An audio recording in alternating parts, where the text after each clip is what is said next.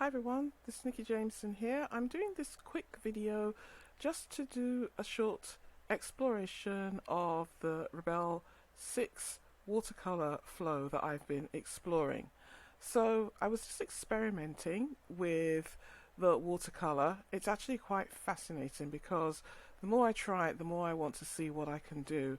And I am very into sort of creating some abstract shapes or abstract painterly like paintings just to see what I can get. So this is a very good way of exploring it. So what I have done here, if you watched my just published video, is that I wetted the layer. Now what I'm going to do here is fast dry this layer, because if you don't keep tabs, as it were, if you have a high water, let's just move that slightly.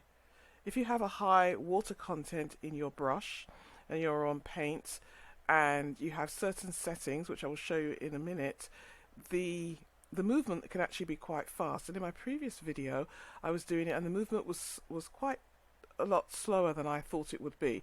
The reason for that is that I had got my diffusion speed set to, I think I had it to something like 3.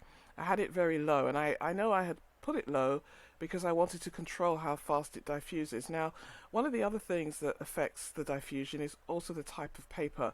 I've been using this coarse canvas, whereas there are watercolor papers to use. So I will probably be experimenting with some watercolor papers to see what different if I can get a different effect or what the impact is. And I think I'm going to do it as an exploratory approach, because if I'm doing it just for one painting, then there's going to be a lot of other factors there that may play into it. So I don't know that I'm going to get a true a true outcome of this experiment. So what I've done here, this is on fast dry at the moment, but you can see it is still moving. The water is still moving. So what I'm going to do here, I'm going to wet the layer, and you can see how fast this is. Now the way to sort of probably slow that is to probably reduce the water in the brush. But I'm just going to put down some paint here, and I'm going to dry the layer really quickly. Just put some more paint here. Now I want to go just a little bit darker. Let's just wet the layer again, and I'll make my brush a little bit smaller because I was using a pretty big brush there, and just put this at the bottom here.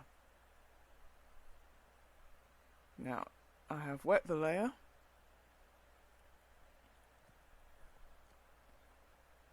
and you can see that it is diffusing pretty quickly. I have the diffusion speed at 5.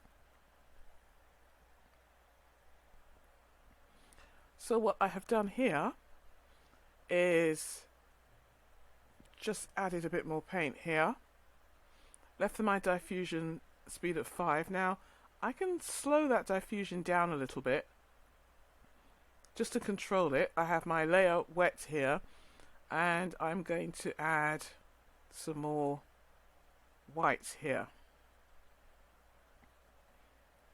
Alright, we'll make this kind of and then let's go to wet layer. If I increase the diffusion speed, that's where you're going to see the magic happen, as it were. It is really in the speed. Now I move the drips down, and I have it's flowing to the left because that's where I have my tilt going to slightly, let's say at 10 o'clock. I like to do it by numbers there. Okay, now let's just dry this layer. It can be a little bit unnerving just because of the speed of flow, so I think it's still something that I need to play around with. I don't have my pigment mixer on, so if I put that on, we're going to get an even nicer, brighter appearance to the light paint that I have put on my first layer. So let's then move in and add, I think I added this nice purple here, and let's just wet the layer and wet my layer again and see what we can get. Now I'm going to increase the water a little bit, and then you can see it's flowing fairly nicely. I'm trying to follow it with this color here. Okay, so I'm going to do Alt and pick the color I was using there. And I'm going to Alt and do white again. So this is very nice. This is what I was trying to get. Now you might not care for, let's see how it's moving up. Now I can actually dry that layer and it will stop.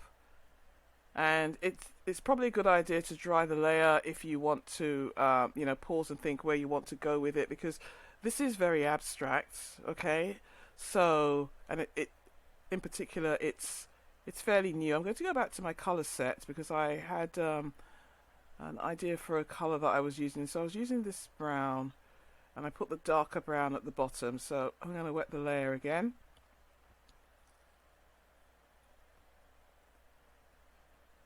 And then I'm going to put maybe this orange. Ooh, see, it's moving fairly fast there until you dry it. So let's wet it again. And you can always turn down the diffusion speed, right? If you want to get a little bit more control, I would advise turning down the diffusion speed. You won't get the flow as quick, but then you can turn it up. And maybe you can actually blend some of that.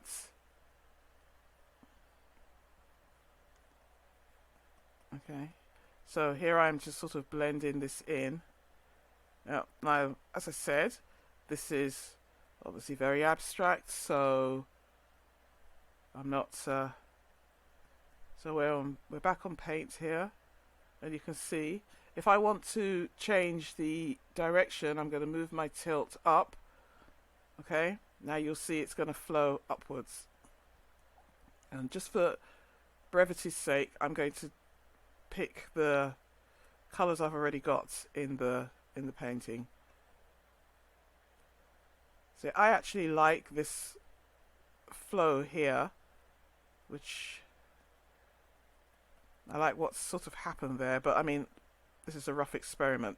I literally just did this at the end of my video that I was recording because I was puzzled as to why it was moving so slowly. And so I knew that I needed to sort of work out the settings. So I just played around. And this is the thing to do with these programs. For just explore what you can do, and don't, you know, worry about sort of getting it wrong or is this right. It's what's right is going to be what's right for you. Okay, I know I'm doing this for the purposes of demoing this, but even me, I'm doing it with the purposes of exploring, so you can take it further and explore it itself, explore it a little bit further, and, you know, probably get some better outcomes. Oh, I don't think I really want that to be quite as bright, but oh, no, that's not going to do it. Great thing about digital painting is that you can undo it, and because I'm not using the color wheel here, it's a bit harder to undo pretty quickly. Let's go for this darker brown. So have I wet the layer here? Yes, wet it again. Okay.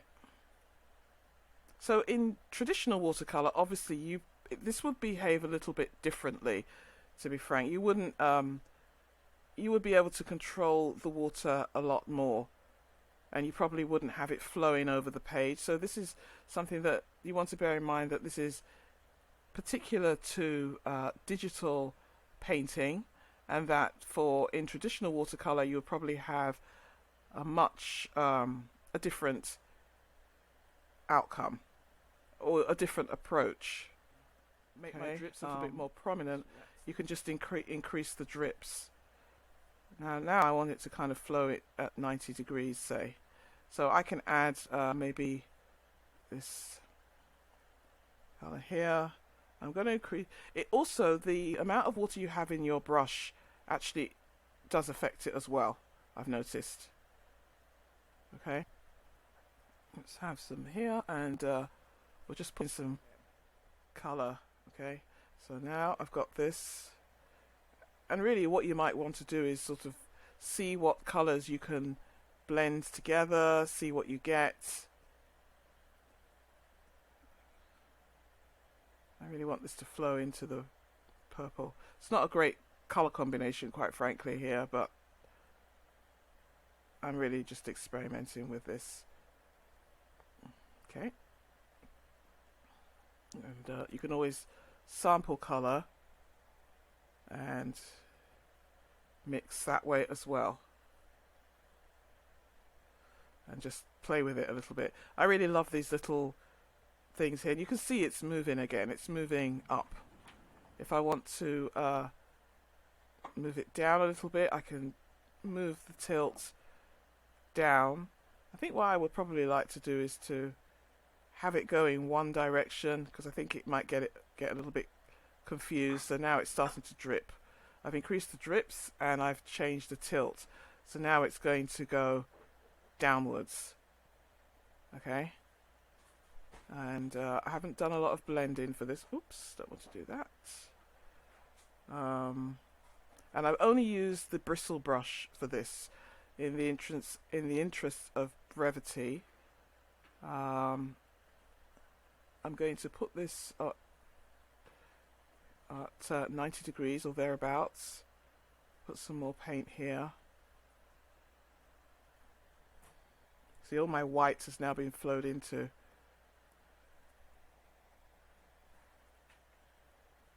So it really does mix, and I think what would be good is if you do a little bit of blending as well, to blend some of those colours, and then you get something a little bit, be a little bit more organic. I haven't really played around with blending this, but you can see how you can easily blend these edges in. So if you're interested in doing that, that is something that you can explore with. And you can see what happens, and I suspect it's going to be, if I put some, I wanted to put some black in here. That was actually my first idea. That's not black, and I want to make this smaller, because that was one of the first sort of things I wanted to do. Let's just see what we get here. It's going to flow upwards, so